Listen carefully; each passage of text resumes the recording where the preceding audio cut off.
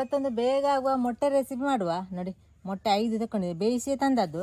ನಿಮಗೆ ಮೊಟ್ಟೆ ಉಂಟಲ್ಲ, ಯಾವ ಶೇಪಲ್ಲಿ ಕೂಡ ತುಂಡು ಮಾಡ್ಬೋದು. ನಾನು ನೋಡಿ ಈ ರೀತಿ ತುಂಡು ಮಾಡ್ತೇನೆ.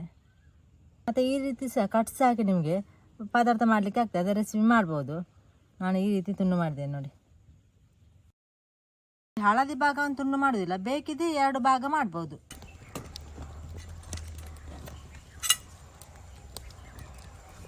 ನೋಡಿ, ಮೊದಲಿಗೆ A to Z ಮಸಾಲ ತಗೊಳ್ಳುವ. ಮತ್ತು ನಿಮಗೆ ಚಿಕನ್ ಮಸಾಲ ಕೂಡ ತಗೊಳ್ಬೋದು, ಜಾಸ್ತಿ ಬೇಡ, 2 ಚಮಚ ಸಾಕು. ಚಮಚದಲ್ಲಿ 2 ಚಮಚ ತಗೊಳ್ಳುವ. ಜಾಸ್ತಿ ತಗೊಂಡು ಉಂಟಲ್ಲ ಖಾರ ಆಗ್ತದೆ ನೋಡಿ, ಇಷ್ಟು ಸಾಕು. ಈ A to Z ಮಸಾಲ ಉಂಟಲ್ಲ ಸ್ವಲ್ಪ ಫ್ರೈ ಮಾಡುವ, ಸ್ವಲ್ಪ ಕಪ್ಪು ಆಗಬೇಕು.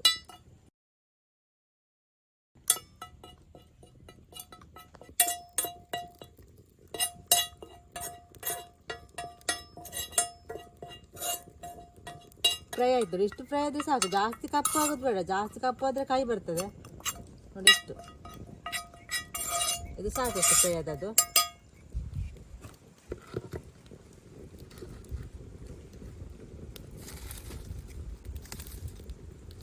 ಒಂದು 2 ಚಮಚ ಆಗುವಷ್ಟು ತೆಂಗಿನೆಣ್ಣೆ ಹಾಕುವ.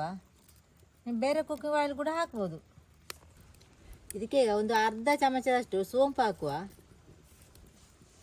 ಸ್ವಲ್ಪ ಕರಿಬೇವಿನ ಸೊಪ್ಪು, ಒಂದು ಅರ್ಧ ಚಮಚ ಶುಂಠಿ ಬೆಳ್ಳುಳ್ಳಿ ಪೇಸ್ಟ್, ಅದು ನಾನೇ ಮನೆಯಲ್ಲೇ ಮಾಡಿದ್ದು. ನಿಮಗೆ ರೆಡಿ ಇದ್ದರೆ ಅದನ್ನು ಕೂಡ ಹಾಕ್ಬೋದು. ಅದನ್ನು ಸ್ವಲ್ಪ ಫ್ರೈ ಮಾಡುವ. ಬೇಗ ಆಗ್ತದೆ ರೆಸಿಪಿ, ಜಾಸ್ತಿ ಹೊಟ್ಟೆ ಅಂತ ಇಲ್ಲ.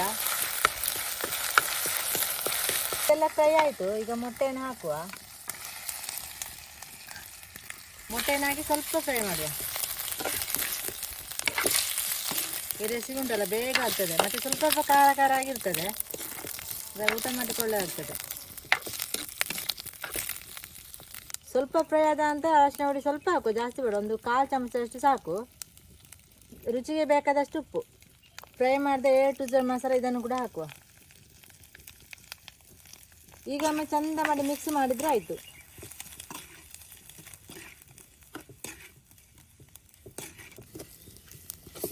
ಇದಕ್ಕೆ ನೀರೆಂತ ಹಾಕೋದು ಬೇಡ, ಹೀಗೆ ಇರಲಿ. ಸ್ವಲ್ಪ ಕೊತ್ತಂಬರಿ ಸೊಪ್ಪು, 2 ನಿಮಿಷ ಸಾಕು ಈ ಮೊಟ್ಟೆ ಪದಾರ್ಥ ಮಾಡಲಿಕ್ಕೆ. ಮತ್ತು ಮೊಟ್ಟೆಯನ್ನು ಮಾತ್ರ ಫಸ್ಟೇ ಬೇಯಿಸಿಡಬೇಕು. ಈಗ ಅದು ಸ್ವಲ್ಪ ಲೇಟ್ ಆಗ್ತದೆ, ಬೇಯಲಿಕ್ಕೆ ಒಂದು 5-10 ನಿಮಿಷ ಬೇಕಲ್ಲ. ಕೊನೆಯದಾಗಿ ಸ್ವಲ್ಪ ನಿಂಬೆ ರಸ ಹಾಕುವ.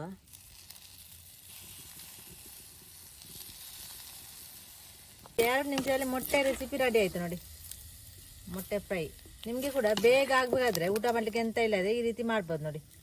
ಒಂದು ಸಾರು ಇದ್ದರೆ ಆಯಿತು.